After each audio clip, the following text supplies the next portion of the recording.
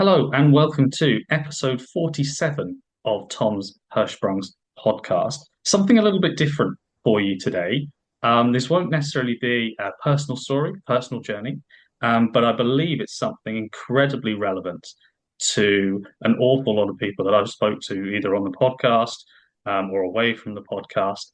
So what I have for you today is the marketing officer for Ronald McDonald House UK, Jazz. Welcome, Jazz. Hi, Tom. Thank you so much for having me.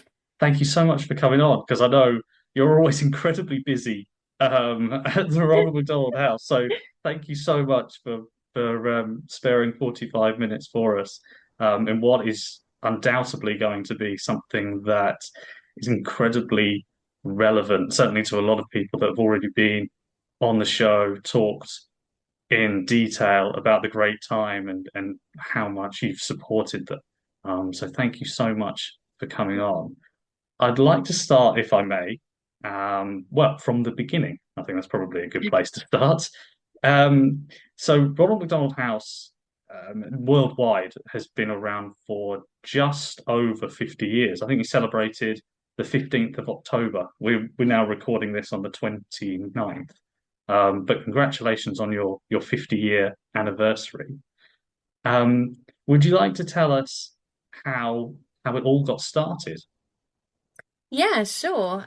So Ronald McDonald House Charities UK has turned 35 years this year, and we are part of Ronald McDonald House Charities Global, which started in 1974. It currently has over 1,030 programs worldwide, in 62 countries and regions. Um, and yeah, really kind of exciting history. So it was an idea that came from a pediatric oncologist in America. Her name was Dr. Audrey Evans. And yeah, she was kind of inspired through her work, and she got this idea that families needed to be as close as possible to their children whilst they were receiving treatment. Um, and then there were kind of two other huge players that came into the team. So Fred Hill, who is a player for the Philadelphia Eagles, American football team, had a daughter, Kim, who was diagnosed with leukemia and was undergoing treatment. So he kind of rallied behind this idea, as did McDonald's. Um, so yeah, it all came from an idea from Dr. Audrey Evans. These two kind of hugely influential partners, people found out, got involved, raised the first kind of huge amount of money to open the first Ronald McDonald House in 1974. Which, yeah, incredibly exciting. And then in 1989, Ronald McDonald House Charities UK started. Which So yeah. wasn't quite so much of a concoction, the Ronald McDonald House UK. So no, so yeah, it comes from Ronald McDonald House worldwide. So we are a chapter. And yeah, we had one house open in London. It's called Guy's House, near Guy's and St Thomas Children's Hospital. And now, 35 years later, we are 14 houses strong. We're across the whole of the UK. And yeah, it's incredible to kind of be reflecting this year. Obviously, you've got our 35th year, which we're kind of celebrating. Um, and then to just kind of see globally the impact that we're having in these 62 countries and regions is, yeah, it's incredible. Fantastic, thank you. But as you mentioned, 62 countries, because I know I've spoken to a lot of people on this show from a lot of different countries, some from Canada, America, Australia, all saying, just how much they appreciate the Ronald McDonald houses because you are effectively there at one of their most difficult times, and you are there to support them, help them, just basically be there for them for whatever they need. Yeah. What kind of, I guess, services might not be the word, but I'll use it anyway. Services do you sort of provide but for anybody who hasn't been to the houses, like myself. Okay. Yeah, so in the UK, we've got 14 houses. They're all located within minutes walking distance of our NHS partner specialist children's hospitals.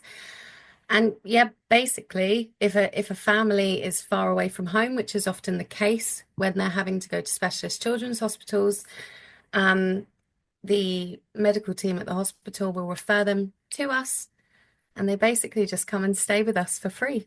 So yeah, our houses are, well, they vary. They're all different sizes. We've got some that are very much dependent on the kind of need and the kind of size of the hospital. Um, and yeah, they come and stay with us for free for as long as they need it. Last year, we supported more than 8,000 families. I think it was 8,400, just over. Um, and yeah, they all get their own bedroom, their own ensuite bedrooms. They've got hospital line telephones in their bedrooms. Um, and then kind of throughout the houses, we've got communal kitchen spaces, we've got like lounge rooms, playrooms, and then our house team are obviously there all day, every day to just kind of be around, shoulder to cry on, to just come and talk to. Yeah, it's a really incredible place. And I think without it, we kind of hear a lot when we're speaking to families during their stay, after their stay. Without it, they genuinely don't know what they do because they'd either be looking at long commutes, driving, getting the train in that can take, hours and hours. It costs a lot of money. They might have to stay in hotels. We've had some families that have slept in their car um, for a couple of nights before kind of finding out about us, or and that's the general consensus that we get, is that without you, we'd be spending a fortune, we'd be incredibly stressed, whereas actually because of our houses, they've got a space, they've got somewhere to call their own, they can bring their stuff from home, their bedding, they can bring all their clothes, they've got a base somewhere to wash, and they can kind of get a good night's sleep Yeah, without worrying. If they need to be at that hospital at any time of day, they can be there in a matter of minutes. And I think that's the crucial kind of thing that we just, it's kind of everyday things that we take for granted, but yeah, actually having them right there on the hospital doorstep is really important for families. most definitely. Most definitely. And just really from sort of personal experience, I know you said you're celebrating 35 years. So when I was in Great Ormond Street, that had been very, very new because I'm 32 and a half now. So the Ronald McDonald Charities weren't, well, the houses weren't really around when I was going through what I was going through. Mhm. And things that you mentioned about people having to sleep in various places. I know, my mum was with me in the hospital for all of my operations, apart from my sort of latest one, and she was sleeping. And she said so fast she was sleeping on floors, sleeping in like a big chair. Occasionally, you know, she'd have her pillow with her. Occasionally, she might get blanket as well. That was sort of a luxury. But and parents who have gone through that, who are either my age or older, have gone through those kind of, because you want to be with your child, obviously, Yeah. and and then do anything for their children, but to be given somewhere, as you said, where they can actually sleep properly, because I haven't really tried sleeping in a chair recently, but I imagine you don't get a lot of sleep, especially obviously going through all of the things and the worries and what have you have in hospitals. So the fact that you can provide that as well, is brilliant. And it's not just, as you said, it's not just about giving them a facility and saying, right, there's bed, shower, etc. It's that emotional support as well, isn't it? Mhm. emotional support of sort of the people who work within the houses, because you've done a little bit of that yourself as well, haven't you? I have, yeah. So I've actually been with the charity. It'll be 8 years in November. Um, I've worked as a marketing officer for the last three, and before that, I actually worked in our Brighton house for 5 years as a house assistant. So yeah, inducting families into the house and then just being there to support them every day. Um, yeah. So what was your kind of, to give people sort of an idea of what your role was before you became the marketing officer whilst you were in the Brighton houses? You Mhm. said obviously you're there to sort of provide support or sort of chat to people, I guess. But what was kind of your overall role, I guess?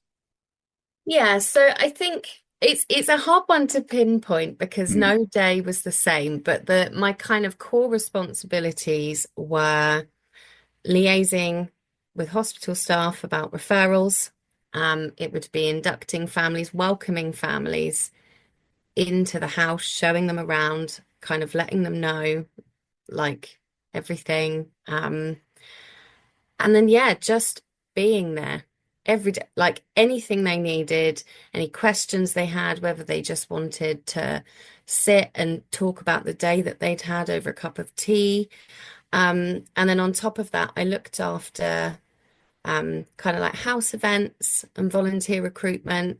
So we have a lot of incredible supporters that do a lot of different things for us, but we kind of love to bring as much kind of the outside world into the houses so that families don't feel like they're perhaps missing out on things. And that could be anything like we'd throw summer parties and there'd be food and face painting, balloon modeling, and even just simple things. Like we used to have a volunteer that would um come and make decorations for like holidays, Halloween, Christmas, um, that kind of thing. And it just, yeah, it's so much more than just a free accommodation. And this is very much a shared thing across all of the houses, is that it genuinely kind of feels like you're stepping into a home away from home.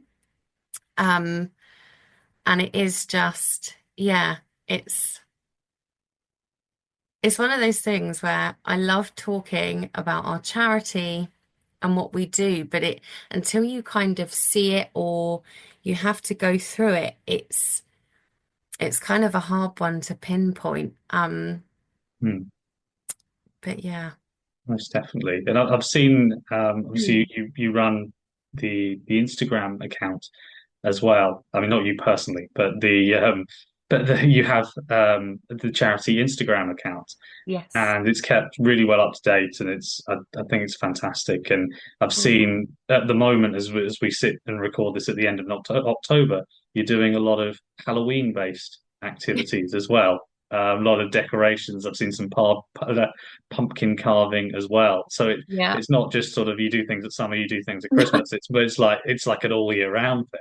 All year round. And sometimes because again, the thing is when a child is critically ill, kind of life for families just becomes unimaginable. And, a lot of the time they've got other children and it's all little things like this that you don't necessarily think about when you have a child in hospital far away from home. The most simple things become almost impossible. Having breakfast together as a family becomes all, virtually impossible. And because of our houses, whole families can stay with us. So if they have other children, they can come and stay. And that is again why our house teams kind of try and go above and beyond to put on these fun activities so that these other children staying with us have kind of, that chance to kind of bond with their families, but also other people. Yeah, and we hear some really lovely things and we get drawn really sweet pictures from siblings that are staying with us because they to them it's just like a holiday. It's like the best kind of place in the world. And I just think that that's such a lovely kind of way, especially for siblings, because it's a challenging time for them, for them to kind of be able to view it like that is really lovely. And I think as well, it's important to mention that on average, a family will stay in one of our houses for 2 weeks. I think 16 nights to be precise, so just over 2 weeks.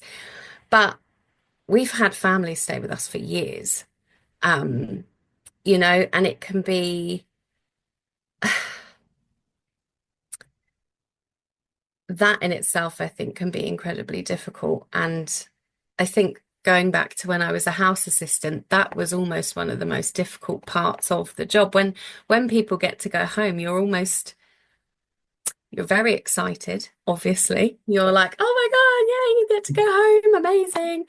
But there's this part of you that's like, oh, and Yeah. and likewise for the families as well. They're like, oh, but we quite like it here now, actually. We've got very used to this. Yeah, Um, and I think, yeah, I mean, just that in itself, to kind of be able to have those feelings come out of such a challenging and just emotionally difficult time is such a beautiful thing.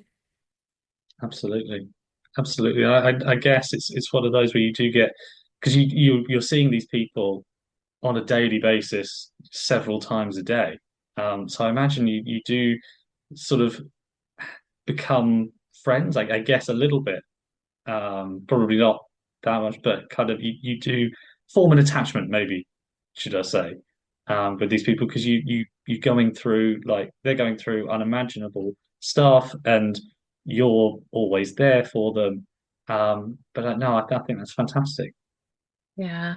Well, and then it kind of it then just kind of gets even better because a family will go home and maybe like a year or even sometimes even a few months if they've got checkups at the hospital, the doorbell at the house will go and you'll open the door and they'll be there and they'll have their child with them. And again, that's such a, I know that we kind of cover that quite a lot on our socials when families come back and visit, because I think that's the true testament of kind of what we're providing, that they feel even though they've gone, they've gone home, they don't need to use our services anymore. The fact that they want to come back and see us and do what they can and share their stories with us is, yeah, it's a really beautiful thing. That's brilliant. And I've seen as well, you've done little, speaking of sort of socials, you've done a little tour of the house recently, or tour of one of the houses recently. And it's not just, as we said, here's a bed, here's a bath, etc., etc., here's a kitchen. You've got some of them have got little playhouses in sort Mhm. of like a garden area, and just making it, that's what I really like, it just sort of making the houses as homely as possible, Yeah. so that it's not just four walls, like hospital can feel sometimes. It can very much feel, as I'm sure you're aware, you know, that it is quite sort of it's four walls, and you never go out the four walls, and etc. So having those home comforts Yeah. must be fantastic. Yeah, completely. And we have actually, in the last couple of years, we've got an additional program. It's called Grab and Go. And it does what it says on the tin. So all of our houses have tea, coffee, hot chocolate, that kind of thing. That is free. Families can help themselves, and there's also kind of like snack provisions. So it might be fruit, cereal bars, um, that kind of thing that, when they're kind of getting ready to go over to the ward, they can make themselves a coffee, they can grab themselves an apple and a cereal bar, and they've got something that they can take with them to the ward. Yeah, which is, That's yeah. that's really nice, really really nice, because again, having a lot of those worries. that I presume a lot of people come to you with. The idea of trying to eat something when you're worried, I think, as we all know, when we go through difficult times or we're worried about something, when something's on our mind, eating is quite tricky. I know Yeah, I've been there myself. And especially when you're worried about someone else yeah, and just having something, right, I could just grab this and then have it later or have it when, but when I feel a bit better or really hungry or whatever, must yeah. be such a relief, I guess. Yeah, completely. And I think even, by the time they get up to the ward in the morning, they either kind of lose track of time or they maybe don't want to leave their child to go to the shop and get something. So the fact that we can actually, we've now got this additional provision that they can take this on the go food with them is, yeah, it's just an additional kind of touch. Most definitely. If we talk about sort of the financial side as well a little bit, Mhm. and donations, Yeah, in terms of how people can donate. I know we'll yeah. probably cover this a little bit at the end as well. But in terms of receiving donations, how do people go about donating? So there's lots of different ways people can donate to the charity. They can do it directly via our website, rmhc.org.uk. Alternatively, our biggest corporate supporter, McDonald's, hence the name. Yes. Um, they do it. Do you know what? There is so much that McDonald's do for us, not just kind of allowing us visibility in their restaurants. You can donate. A lot of people, when they kind of see us or hear about, they go, like the McDonald's collection boxes, which, we're kind of very much becoming a cashless society. So we now have um, kiosks. When you place an order on a McDonald's kiosk, it will come up asking if you want to round up or if you want to donate money. They also allow us to be on their app, so you can make donations through their app. Um, yeah, That's all of them. I have to say as well, when it came to the charity, certainly when I started this podcast, I'll freely admit I was quite ignorant in terms of Mm. knowing about the charity. I had no idea. Obviously, because I wouldn't have stayed there, or my parents wouldn't have stayed there, because it would have been probably not many would have been built at the time, and especially the little boxes when you go to McDonald's. I didn't know necessarily what they were for. Yeah, And I'm sure I'm not the only one who who would have just sort of seen them and go, oh, well, that, I don't know what that's for or whatever. So yeah, kind of then talking to you and talking to other people who've stayed there and then going, oh, actually, that little box there does make a huge difference and it leads yeah, to all of the wonderful things that we've talked about and all of the help and all of the provision and it's interesting, just sort of what I mean. You think about how many McDonald's there are in the country. I mean, well, we like thousands, you would imagine. Um, all with those little boxes. yeah, I mean, just how much support they offer as well yeah. is fantastic, and I think. Well, I hope I'm not the only one who is that ignorant. I hope not everybody knows this, and it's not just me. Um, I think it's just one of those things, isn't it, where until you kind of either need something or until you kind of know somebody that's had that experience, I kind of get the feeling that that's more what it is rather than people just, ignoring it. I think it's more a need basis or, it's that kind of emotive because I find I've had this conversation a lot. You're certainly not the okay, good, first.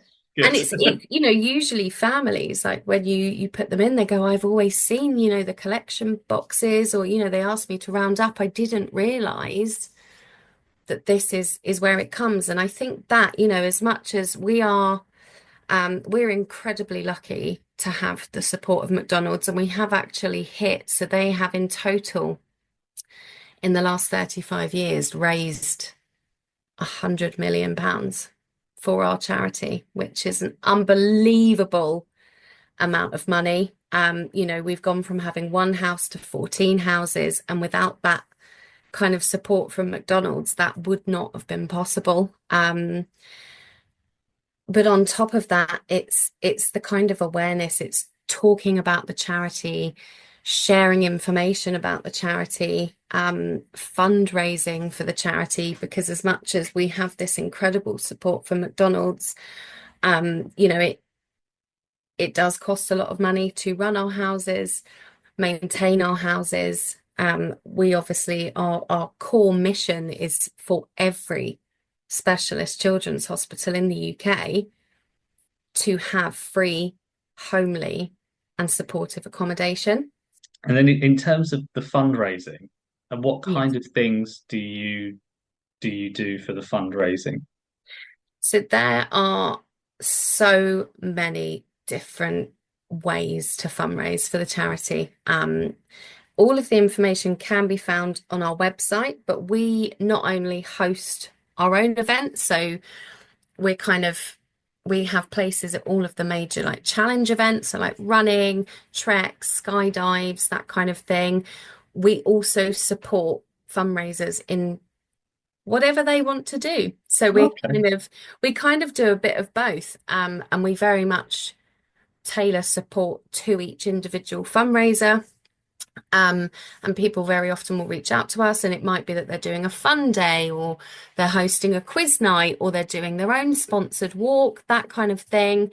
And we'll steward them through that. We'll support them every step of the way. Or alternatively, if people aren't really quite sure what they want to do to fundraise, they can go through our website and look at all of the different events that we host, and they can be a part of it that way. That's fantastic. I think it's really good that there's so many different ways as well, because I think sometimes when people think about fundraising, they think about, well, like one or two different ideas that, oh, well, I'll run a marathon or I'll do whatever, which is fantastic, which is Yeah. brilliant, but not always everybody's cup of tea Yes. to run a marathon or to, you know, walk however far or whatever. Um, or have a bake sale is usually another. There's Yes, also that's a good one. another good one. Yeah. But I have seen on your website, I mean, there's anything and everything on there, isn't there? Yes. With so many people, and it's wonderful how creative some people can be when going, oh, I'm going to do this for charity or that for charity, or Mhm. take on this challenge, whatever it might be. It doesn't always have to be a physical challenge. I No. think that's where there's always some confusion. It always has to be, I've got to climb a mountain or I've got Yeah. to, do this or whatever. But it can be loads of other things. And I think it's great that you've got, because also it's difficult where to start sometimes. You think, I Yeah. want to do this thing and I want to help people and I want to raise money for this. Yeah. How do I go about it? I think there's not many websites that I see out there that go, oh, well, you could do this or you could do that. And Yeah. sometimes all it takes is just sparking an idea in someone, and Yeah. they go, oh, wow, I'm going to do that, and and you do that, which I think is fantastic. Yeah, completely. And I think as well, I know our fundraising teams are kind of incredible at supporting people with those initial ideas.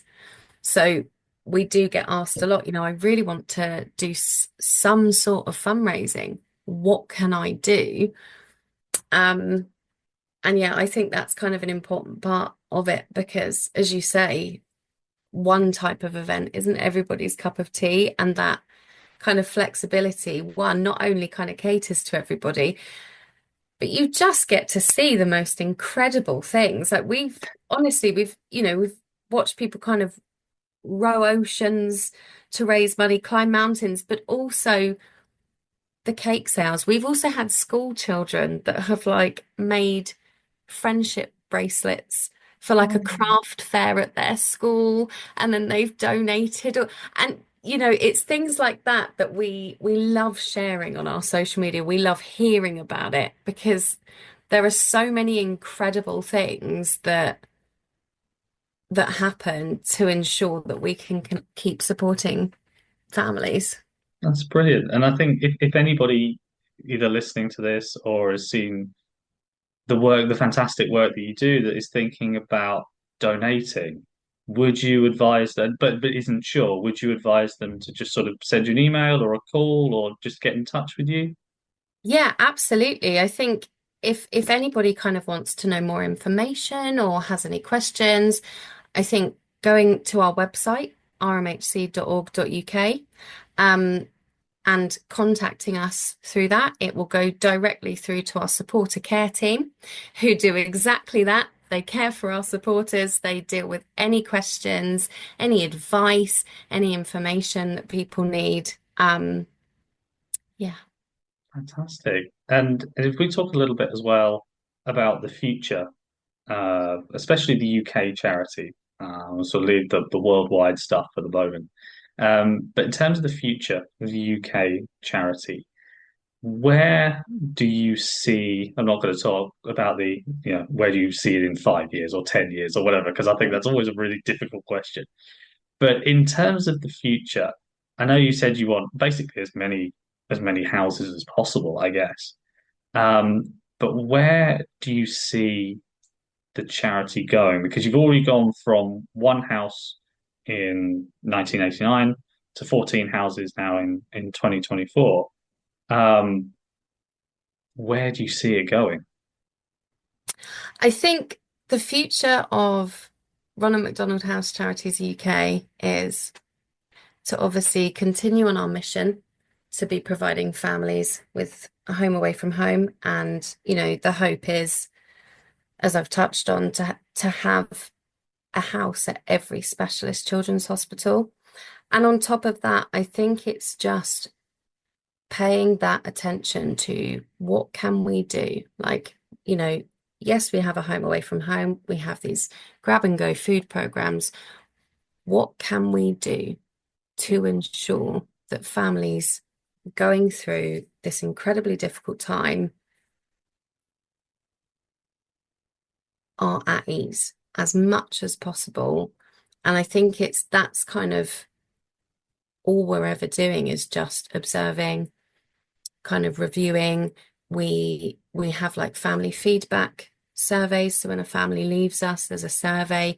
We're constantly trying to learn, what can we do?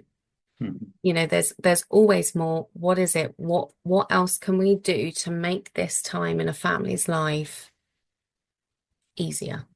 Yeah, I love that idea of self-review and constantly sort of going, okay, what can we do? We do this and we do this really, really well, and we want to stay doing this really well. But what can we do that makes it better? Not Mm. necessarily different or anything like that, but what makes it better? Yeah. And I love that, and I think that's fantastic. Um, and then just sort of one other point that I wanted to touch on that you have now helped. I think we're in the region of 100,000. We might be slightly over 100,000. By the end of Um, the year, yeah. yeah, 100,000 families. And I think to put that into a number, I mean, if people think about that, you know, that's a lot. There's been 100,000 families. I mean, and then we're potentially talking, you know, I guess nearly a quarter of a million people. Yeah. If we say that every family's two and a half or whatever it might be, Yeah. um, 100,000 families, probably in and around a quarter of a million people. I don't want to put any numbers in Yeah. anybody's, but yeah, we're talking. It might even be more than that potentially. Um, do you ever sort of look back and go, wow, that's a lot of people that we've helped as a team and whatever. Do you ever sort of think back and go, wow, that's a really great achievement?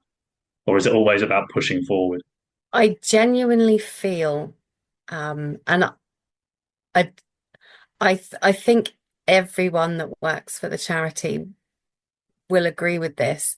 Every single day, there is a moment where it's like, wow, this is what we've done, and that comes in so many forms. So even just things like looking back at our first original house at Guy's Hospital that, got relocated and is now Ronald McDonald House, Evelina, London. Um, even things like that to our socials. We get comments every day across Facebook, Instagram, TikTok, and people will be reaching out like, we stayed with you 18 years ago, like so grateful. I don't remember a lot from like, do you know what I mean? Like when Yeah. you look back at your own life, like it's those pivotal moments. And when you get these comments from people from over 10 years ago, you're just like, wow, we are a core part of that family's journey. And, all this time later, they are still so kind of grateful. And it's a really humbling, just every single day, I think there is something that just makes us go, wow. Yeah. Yeah, definitely. I think Um, it's definitely well worth looking back occasionally and going, "Oh wow, we did that."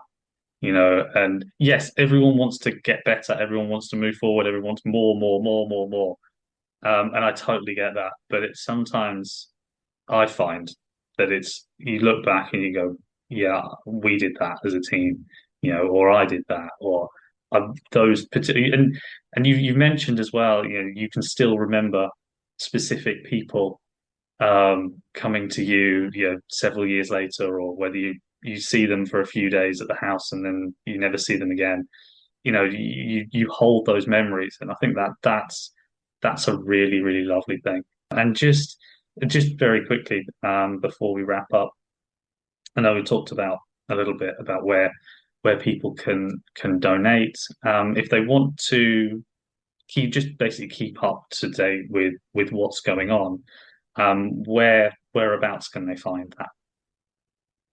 yeah, so if people want to keep up to date with the charity, what we're up to, I'd suggest looking at our social media. So we're at RMHCUK on every platform, um, or even on our website, which I think I've mentioned a couple of times, but rmhc.org.uk.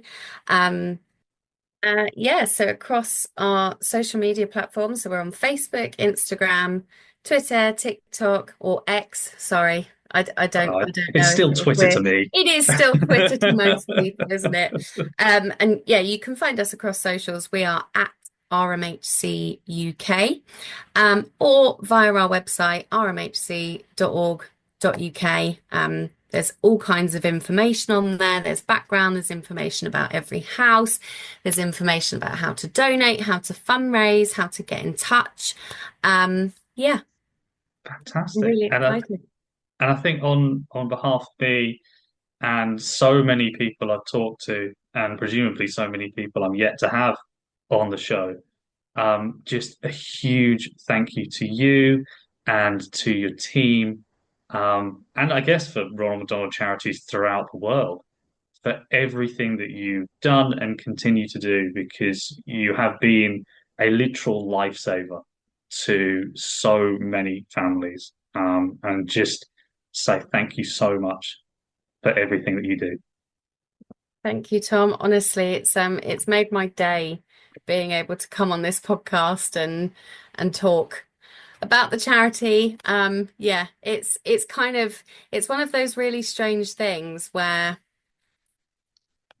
everybody that works for the charity believes in it so much, and it's kind of when you hear how much of a difference it's made, it's it's really difficult to put into words, but it's just incredible. And especially, yeah, to your podcast guests and to your listeners, I really hope it's been a valuable episode. I'm really excited to listen to it back, and to see if we have kind of people coming forward and asking more questions. Thank you so Fantastic. much. No, thank you for coming on the podcast. Thank you for having me.